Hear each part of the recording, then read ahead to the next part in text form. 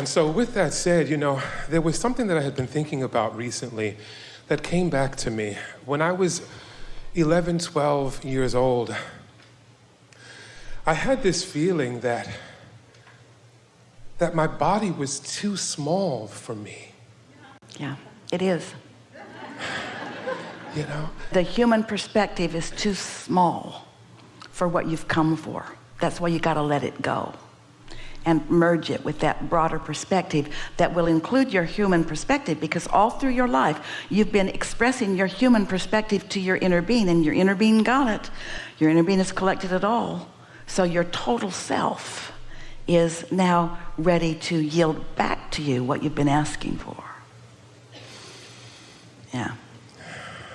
And was that my soul? Yeah. That was your glimpse of, that was your recognition and translating of that broader perspective. It happens to you often. You get those glimpses. Yes. But the glimpse is not meant to make you feel small. It's meant to call you to what is big. I feel that. Yeah. Absolutely. Yeah. To the point where now I feel like it's sort of integrated. Yeah, that's it. We call it blending, but that's what it is.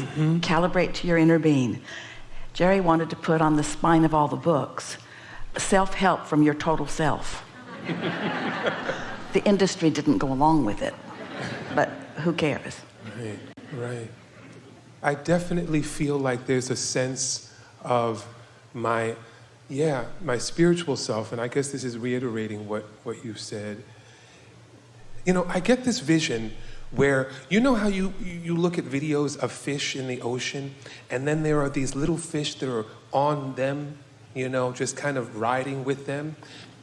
I used to feel like my human self was being ridden by my spiritual self. And now I feel my spiritual self is being held by my human self. Well, when we say you are the creator of you, that's what we mean. So you've heard us say this before, but given what you just said, you're going to hear it differently this time. So before you came into this body, you were non-physical consciousness, pure positive energy, and made the decision to express a part of your attention in this body. Not all of it, not even most of it, some of it. So who's the big fish and who's the little fish? Hard to tell right now. It seems like this is the big fish and this is the little fish.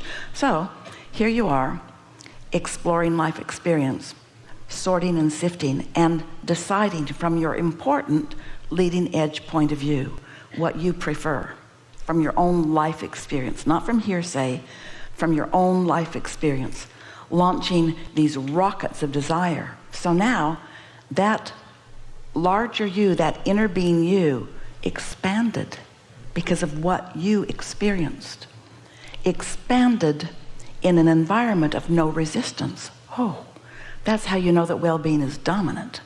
You caused the expansion, but your non-resistant inner being received it and holds it and becomes the point of attraction of it. That's why the world gets better and better. That's why life gets richer and richer. That's why everything becomes more and more. That's why humans don't have anything to worry about, even though almost all of them want very desperately to worry.